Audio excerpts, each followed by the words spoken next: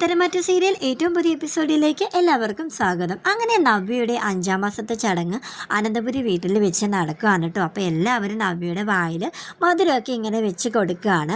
അപ്പോൾ ജാനകിയും ജലജയും അനാമികയൊക്കെ ആണെങ്കിൽ ഇതൊക്കെ കണ്ടിട്ട് കാലി തുള്ളി ഇങ്ങനെ നിൽക്കുകയാണ്. എങ്ങനെയെങ്കിലും ഈ ചടങ്ങ് കുളവാക്കാനായിട്ട് പ്ലാൻ ചെയ്യുകയാണ് കേട്ടോ.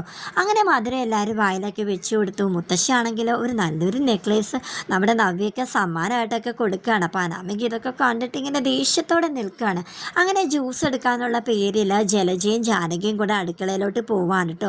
അങ്ങനെ ജാനകി ഇങ്ങനെ ജ്യൂസ് അടിച്ച് കൊണ്ടിരിക്കുന്ന ടൈമിൽ ജലജ വന്നിട്ട് ഒരു ബോട്ടിൽ ഇങ്ങനെ കൊടുക്കുകയാണ്. എന്നിട്ട് പറയാണ്, നമുക്ക് ഈ പൊടി ജ്യൂസിൽ ചേർക്കാം, എന്നിട്ട് നവ്യയ്ക്ക് കൊടുക്കാം, അവൾ ചൊറിഞ്ഞിരിക്കും, വേറെ കുഴപ്പമൊന്നും ഉണ്ടാവില്ല എന്നും പറഞ്ഞ് അങ്ങനെ ജ്യൂസ് എടുത്തോണ്ട് ഇങ്ങനെ വരികയാണ് കേട്ടോ. അങ്ങനെ 2 ജ്യൂസാണ് എടുത്തിരിക്കുന്നത്, അബിക്കുള്ള ജ്യൂസും നമ്മുടെ നവ്യക്കുള്ള ജ്യൂസും. ജാനകി ഇപ്പോൾ പൊടി കലർത്തിയ ജ്യൂസ് നവ്യയുടെ കയ്യിലോട്ട് ഇങ്ങനെ കൊടുക്കുകയാണ്. അപ്പോൾ നവ്യ നേരെ അബിയുടെ കയ്യിലോട്ട് ഇങ്ങനെ വെച്ച് കൊടുക്കുകയാണ് ജ്യൂസ് കുടിക്കുന്നുള്ള രീതിയിൽ. അപ്പോൾ ജാനകി ഇങ്ങനെ അബിയെ ഇങ്ങനെ കണ്ണും കൈയൊക്കെ കാണിക്കുന്നുണ്ട് കുടിക്കരുതേ എന്നും പറഞ്ഞിട്ട്. പക്ഷെ അവനത് ശ്രദ്ധിക്കാതെ അത് മൊത്തം ഇങ്ങനെ കുടിച്ചു. അപ്പോൾ അവൾ ഇവൻ്റെ ഒരു കാര്യമെന്നൊക്കെ പറഞ്ഞിരിക്കുകയാണ്. മറ്റേ പൊടി ചേർക്കാത്ത ജ്യൂസ് നമ്മുടെ നവ്യയും കുടിച്ചു.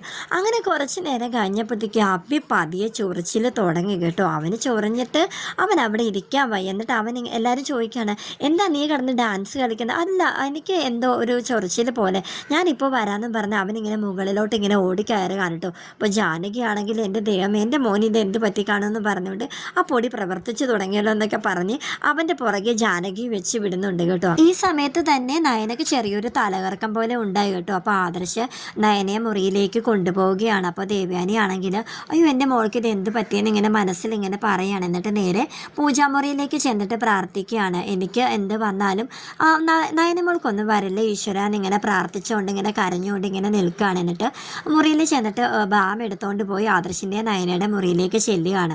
അവർ നയന ആദർശിൻ്റെ മടിയിൽ ഇങ്ങനെ കിടന്നിട്ട് ആദർശ് പറയുന്നുണ്ട്, നിനക്ക് BP കുറവാണ്, അതുകൊണ്ടാണ് നിനക്ക് ഇടയ്ക്കിടയ്ക്ക് ഈ തലകറക്കം വരുന്നത്. അപ്പോൾ ദേവയാനി ചെന്നിട്ട് ഈ ബാം പുരട്ടി കൊടുക്കുമെന്നൊക്കെ പറയുന്നുണ്ട്. അപ്പോൾ ആദർശ്, ഇല്ലമ്മേ അവൾക്കിപ്പോൾ കുഴപ്പമൊന്നുമില്ല, എന്തായാലും നീ ഇത് പുരട്ടി കൊടുക്കാമെന്നൊക്കെ പറഞ്ഞിട്ട് ഇങ്ങനെ താഴത്തോട്ട് ഇങ്ങനെ വരികയാണ് കേട്ടോ. അബി അപ്പോൾ മുറിയിലിരുന്ന് ചൊറിഞ്ഞുകൊണ്ടിരിക്കാൻ കേട്ടോ. അവന് ചൊറിച്ചിൽ സഹിക്കാൻ പറ്റുന്നില്ല, അവിടെ ഇവിടെയായിട്ട് ഇങ്ങനെ ചൊറിഞ്ഞുകൊണ്ടിരിക്കുകയാണ്. അപ്പോൾ ജലജ അടുത്തോട്ട് ചെല്ലുന്നുണ്ട്, അമ്മ എനിക്ക് വയ്യതേ, അവിടെ ചൊറിഞ്ഞതാ ഇവിടെ ചൊറിഞ്ഞതാ എന്നൊക്കെ ഇങ്ങനെ പറയാണ്. എടാ പൊട്ടാ, നിന്നോട് ഞാൻ ആംഗ്യം കാണിച്ചതല്ലേ ആ ജ്യൂസ് കുടിക്കരുതെന്ന്, എന്നിട്ട് നീ അത് മൈൻഡാക്കാതെ ആ ജ്യൂസ് എടുത്ത് കുടിച്ചില്ലേ? അത് പിന്നെ അവൾ എനിക്ക് നേരെ നീട്ടിയപ്പോൾ ഞാൻ അതൊന്നും ഓർക്കാതെ അങ്ങോട്ട് കുടിച്ചു. അല്ലേലും എന്തെങ്കിലും ചെയ്യുന്നതിനെക്കാട്ടും മുന്നേ എന്നോടൊന്ന് പറഞ്ഞൂടെ എന്നൊക്കെ ഇങ്ങനെ പറഞ്ഞ് രണ്ടുപേരും കൂടെ ചൊറിഞ്ഞോട്ട് ഇങ്ങനെ ഇരിക്കാൻ കേട്ടോ. ജ്യൂസിൽ എന്തോ കലർത്തിയിട്ടുണ്ടെന്നുള്ള കാര്യം നവ്യയ്ക്ക് മനസ്സിലായി കേട്ടോ. കാരണം ജ്യൂസ് കുടിച്ചതിന് ശേഷമാണല്ലോ അബി മുറിയിലേക്ക് ചൊറിഞ്ഞുകൊണ്ട് പോയത്. അപ്പോൾ അവളിങ്ങനെ പറയുകയാണ്, ഇപ്പോൾ ആ ജ്യൂസ് ഞാനായിരുന്നു കുടിച്ചിരുന്നെങ്കിൽ അവൻ്റെ സ്ഥാനത്ത് ഇപ്പോൾ ഞാനിരുന്ന് ചൊറിയേണ്ടി വന്നേന്. ഇതൊക്കെയാണ് ഈ വീട്ടിൽ നടക്കുന്നത്, എന്ത് ചെയ്യാനാ, ഈ വീട്ടിൽ നിൽക്കുന്നത് തന്നെ വളരെ ബുദ്ധിമുട്ടാണ് എന്നൊക്കെ ഇങ്ങനെ അമ്മയോടും അച്ഛനോടും പറയാൻ കേട്ടോ. അപ്പോൾ അവർ പറയുന്നുണ്ട്, എൻ്റെ മോളെ ഇങ്ങനെ ഒരു നല്ലൊരു ദിവസമായിട്ട് പോലും അവരുടെ ദുഷ്ടതയ്ക്കൊന്നും ഒരു കുറവും ഇല്ലല്ലോ, എന്ത് പറയാനാ എന്നൊക്കെ പറഞ്ഞ് ഇങ്ങനെ ഇരിക്കാൻ കേട്ടോ. അപ്പോൾ ദേവയാനി അവരുടെ അടുത്തോട്ട് ഇങ്ങനെ വരികയാണ്. അപ്പോൾ നയനയുടെ അച്ഛനും അമ്മയും കൂടെ പറയാണ്, എങ്ങനെയുണ്ടാ നയന, മോൾക്ക് ഇപ്പോൾ കുഴപ്പമൊന്നും ഇല്ലല്ലോ, മാറിയോ എന്നൊക്കെ ചോദിക്കുകയാണ്. അപ്പോൾ ദേവയാനി, അതെ ഇപ്പോൾ കുഴപ്പമൊന്നും ഇല്ല, ഞങ്ങൾ മോളെ കണ്ടിട്ട് കൂടി ഇറങ്ങാനായിട്ട് ഇരിക്കുകയാണ്.